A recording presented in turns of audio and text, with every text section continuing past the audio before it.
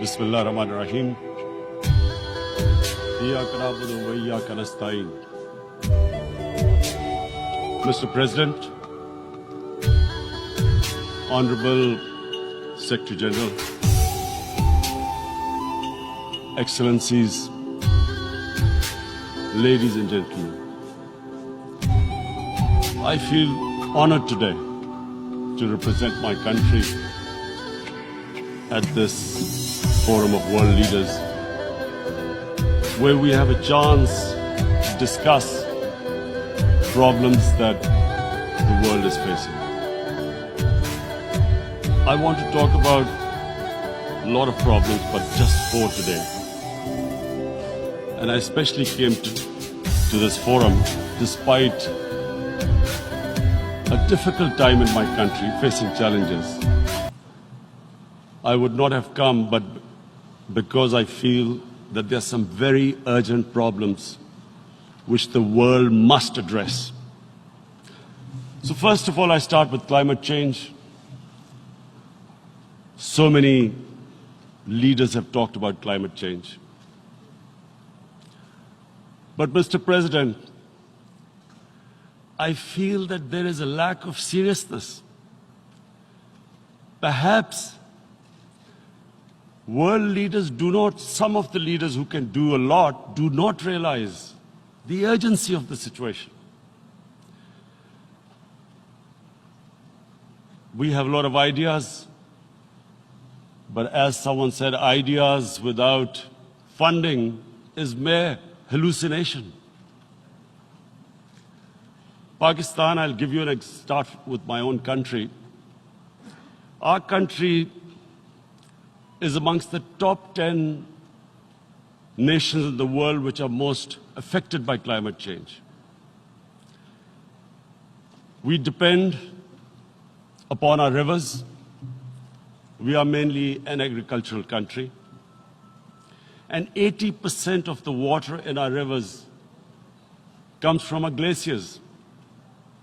The glaciers not just on the Pakistani side, even India. The 80% of the water in Ganges and the Indian rivers also comes from the glaciers, from the Himalayan glaciers, Karakoram, Hindu Kush. And these glaciers are melting at quite a rapid pace. We detected already 5,000 glacial lakes in our mountains. And if this keeps going, if nothing is done, we are scared that humans are facing a huge catastrophe. In my country, when my party came to power in the province of KP, we planted 1 billion trees in 5 years.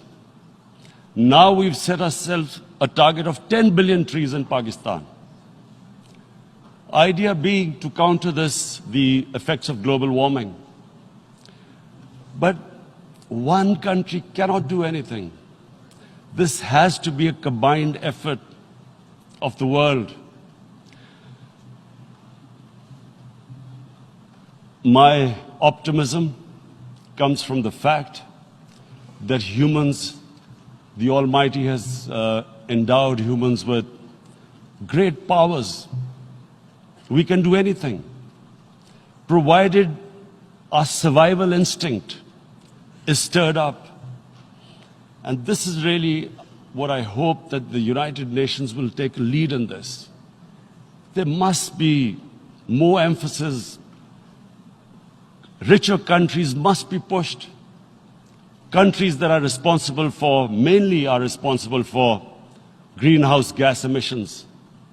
They must be pushed because our country contributes minuscule amount to greenhouse gases. So I feel that the United Nations must take leadership in this. My second issue for me right now is even more critical. Mr. President, every year, billions of dollars leave the poorer countries and go towards rich countries. billions of dollars siphoned off by the ruling elites of the developing world. And they find their way into Western bank accounts, offshore accounts, tax havens, expensive properties hidden behind companies bought in Western capitals. Mr. President, this is devastating the developing world. This is causing more poverty, debts. It's impoverishing the developing world.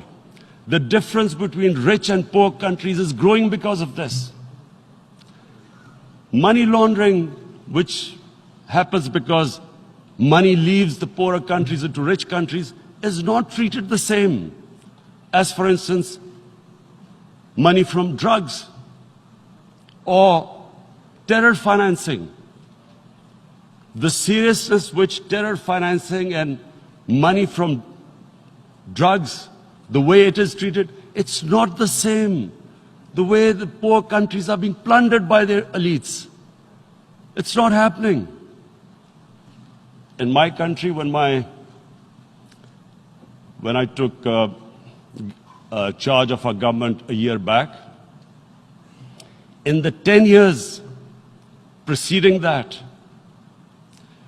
our total debt went up 4 times. The debt we had accumulated in 60 years, just in 10 years it went up 4 times. As a result, the total revenue we collected in 1 year, half of it went into debt servicing. How are we going to spend money on our human beings, 220 million people, when half the money is going into debt servicing? Because our country was plundered by the elites, the ruling elite. And easily they could get the money out. And when, Mr. President, we located properties in Western capitals bought by this money through corruption and money laundering, located the properties of these corrupt leaders, we find it so difficult to retrieve it. That money, if we retrieved that money, we could spend on our human beings. But it's so difficult. The laws protecting these criminals. We do not have the sort of money to have expensive lawyers and spend millions and millions of dollars. We need help from the rich countries. And, Mr. President, it's critical. The rich countries must show political will. They cannot allow this to happen. How can the poor countries spend money on human development, which the United Nations asks, SDG? How are we going to do it when this money can easily leave our countries? So, unless the rich countries intend to build walls to stop economic refugees coming, as we see right now, they must take action. They must take action now. It must be a deterrent. Corrupt ruling elites should not be able to take money out easily and park it into foreign bank accounts and into these properties abroad. And I never understand why. Why do we have these tax havens? Why is this allowed? Why shouldn't rich people pay taxes? Why is it legal to have these tax havens where you have these secret accounts? Because, the world is changing. The population of the world is growing. Sooner or later, you're going to have a crisis. If the poor get poorer and the rich get richer, there is going to be a crisis sooner or later. So this is my second point. I hope that the United Nations takes a lead in this. It involves the IMF, the World Bank, Asian Development Bank. They must find a way of stopping this plunder of the developing world. My third point is Islamophobia.